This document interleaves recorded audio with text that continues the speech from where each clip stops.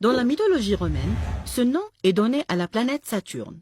C'est également le nom du fils cadet d'Uranus. Chez les Berbères, le mot Yenayer est composé de deux parties. Yinna, du verbe dire, et Yur, qui fait allusion à la lune.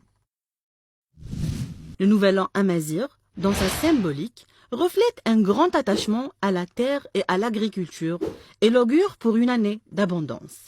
Les Amazirs ont adopté leur calendrier agraire pour célébrer l'anniversaire de la prise du trône égyptien par le roi Sheshank, le premier pharaon berbère. Yenayer est célébré de différentes façons d'une région à l'autre. Selon la légende, le dîner de Yenayer ou Imtsin Yenayer est un repas qui rassemble les présents comme les absents. Un repas auquel prennent part les âmes des morts et les gardiens invisibles de la maison, et un sassin noukham. Les aliments trop salés ou amers sont à éviter, car dit-on, l'année nouvelle aura les saveurs du repas de Yenayer. En Kabylie, comme dans les Aurès, la vallée du Mzab ou le Sahara, les Berbères célèbrent cette fête avec une variété de repas préparés essentiellement à base de semoule, de légumes secs et de viande de poulet. Le dîner de Yenayer doit être préparé sur un foyer refait à neuf. Les anciennes cendres doivent être jetées et les 3 pierres qui composent le foyer renouvelées. La légende raconte que la fameuse vieille femme Famrafni Yenayer vient la nuit de Yenayer pour contrôler les ventres des enfants et s'assurer que les gardiens invisibles font bien leur travail.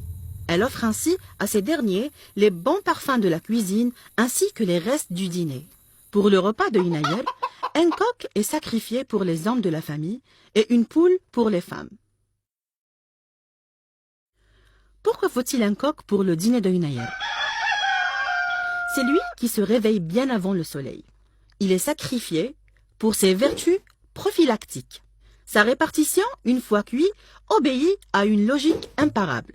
Chaque part est allouée avec une signification particulière. La cuisse représente le pilier de la maison. Elle est donnée à la femme, la maîtresse de la maison.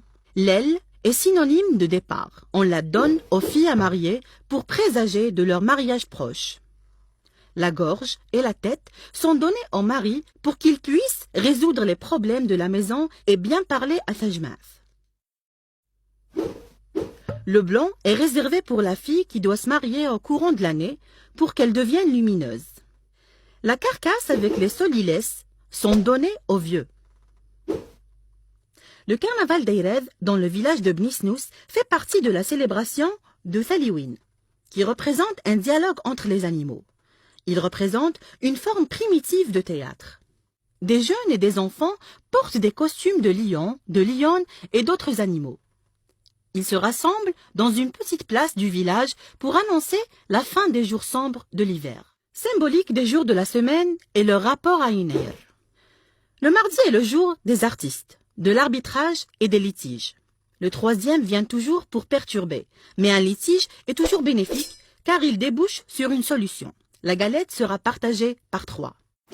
Mercredi, la journée des commerçants et annonce le début d'une année prospère pour le commerce. En Kabylie, le mercredi est une journée de marché, une journée heureuse. La division par 4 est facile. Ce sera donc une année où régnera la justice. Jeudi, la galette sera divisée par 5. Une bonne entente régnera comme les 5 doigts de la main. Les membres de la famille seront unis face à l'adversité. Le vendredi, tous les membres de la famille mangent d'une seule galette de pain, kisra, pendant ce jour de piété où l'on accomplit la prière du vendredi et où les hommes sont supposés être cléments les uns envers les autres. Le samedi, le jour est symbolisé par une ceinture faite en cuir. La ceinture annonce la disette. C'est pourquoi il n'y a pas de galette du tout. Elle est remplacée par sashpat, plat fait de pâte et arrosé avec du lait.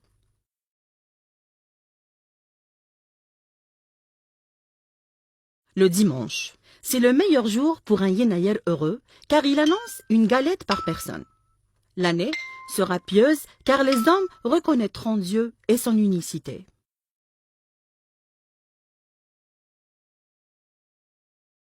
Lundi, l'année des mariages heureux et de l'amour éternel. La galette sera partagée en 2. Ce sera donc une année juste et prospère.